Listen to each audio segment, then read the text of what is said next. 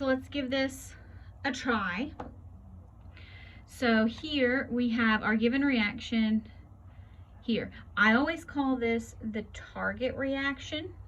This is what we're trying to get to, and these are the steps we have, and we need to manipulate these equations to get there. Now, you can see that these equations have more than just these substances. So what we not only need to do is we need to make sure we have these in the final reaction correct amounts, but we also need to make sure we don't have anything left over that we don't want. So let's just kind of start with the first reaction. You can start pretty much anywhere. So I see here the only thing in this reaction that's in my target is propane. And I can tell you that here propane's on the left and here it's on the right, so we need to switch it. Now, some of you can keep track of this in your head and you'll say, well, let's just multiply this by -1. I am not that person, so I'm gonna rewrite this the other way. So I'm gonna say 3CO2, go ahead and put my phases in there, because sometimes you'll have a reaction that's just a phase change and you need to make sure you account for that. Gas plus 5O2 gas. Now I changed that around, so that means delta H changes sign. So that means my new delta H is positive 2043. So I'm going to draw a line and mark that out because I rewrote it. So I'm done with that equation. I may have to manipulate it some more, but I'm not sure. Okay, so let's look at our next equation. Carbon, oxygen, carbon dioxide. The only thing in this equation that's in the target is carbon, and I need 3 of them. So I need to multiply this whole reaction by 3. So I'm going to write coefficients in there, and that means I also need to multiply my delta H by 3. Next reaction, hydrogen, oxygen, water. I need 4 hydrogens and I only have 2. So here we need to multiply this by 2. So I'm going to kind of write this over as 4, 2, and 4. So I multiply that by 2. Sometimes we actually have to take them down and multiply them by 1/2. We'll see. Now, let's add all these up. And remember, if it's on the left and the right, just like in algebra, it goes away. Carbon is nowhere else in here, so it gets to stay where it is. Oxygen. Here I have 3 oxygens. I also have 2 oxygens, so that's 5 oxygens. And I have 5 oxygens on the right. So 5 on the left, 5 on the right means they go away. We did it right. Now, carbon dioxide. 3 carbon dioxides on the right. That's it. 3 carbon dioxides on the left. Those go away. 4 hydrogens. No other hydrogens. H2, that's a gas. All right, what else do I have? 4 waters and 4 waters. Those go away. All right, so there's nothing else on the left. And we've crossed everything out, so the only thing on the right is C3H8. It's a gas, and look, they match. So now we need to add these up. Make sure you multiply, then add, so order of operations matters.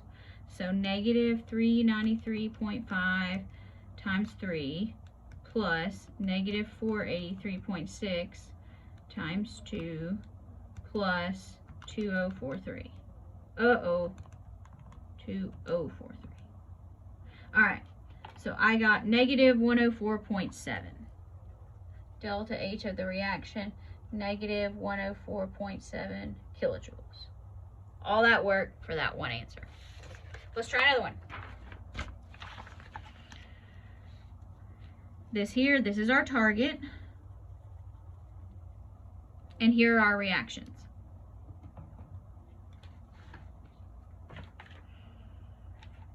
Okay. So what do we need to do here?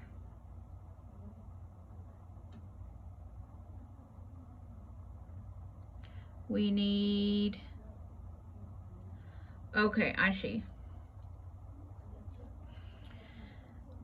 We have 3 hydrogens and we have 2 hydrogens.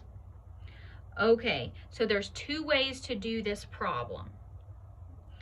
And I'm going to work it out. I'm going to work it out this other way.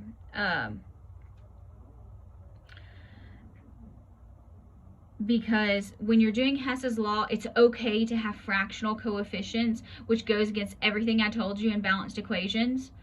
I know. Another reason I don't like thermodynamics. But you can have half coefficients.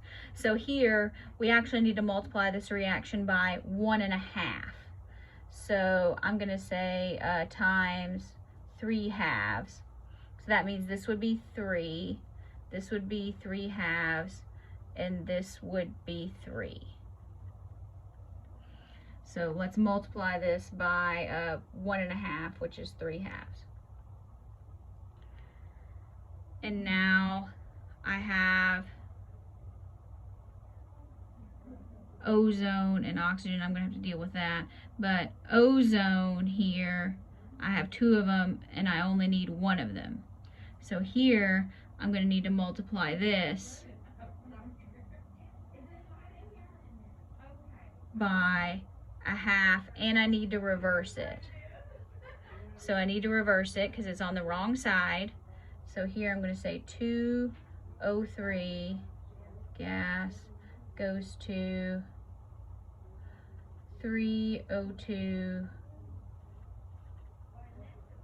and gas. And we need to multiply it by 1/2. So that becomes a 1. That becomes a 3 halves. And our new delta H is, instead of positive, it's now negative. So negative 285.4 kilojoules times 1/2. Isn't that crazy? So now, let's figure this out. 3 H2s. So 3 H2 plus 103 and goes to 3 H2Os, and there's our oxygens that go away, 3 halves. So now, negative 483.6 times 3 halves plus negative 285.4 times 0.5.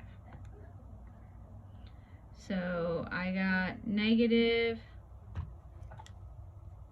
68.1 kilojoules. Okay, now, if you don't like that, if you don't like dealing with the fractions, I understand. What you can do, I'm going to erase this here, and I'm going to show you another way to do it. Okay? And again, some of you can do this just very intuitively, and I'm super jealous. But if you can't, then that's okay. Okay, so here, let's try it using method number 2.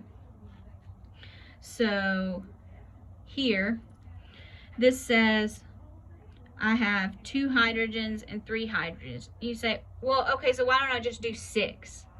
Okay, so if you do that, you can. It is okay.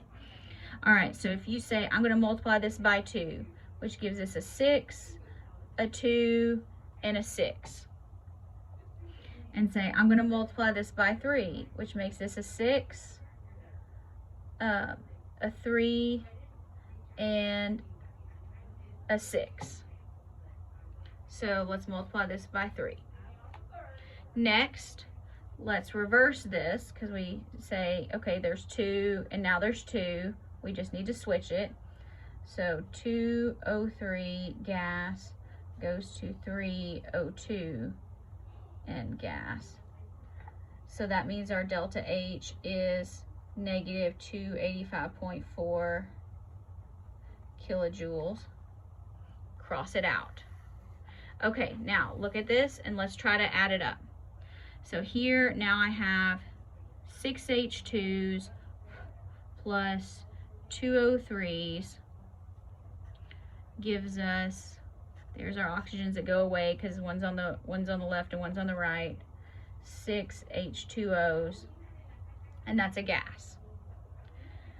And so we add this up and we say delta H is negative 483.6 times 3 plus negative 285.4.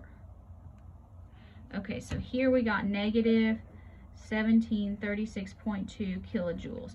Now here's what you have to remember. We manipulated this. Is this the actual target? No. The target we multiplied by 2. So you have to remember at the end, now we have to divide by 2. So we have to undo that multiplication that we did.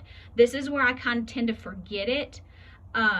But if you can remember, if you multiply by 2, you have to divide by 2 at the end.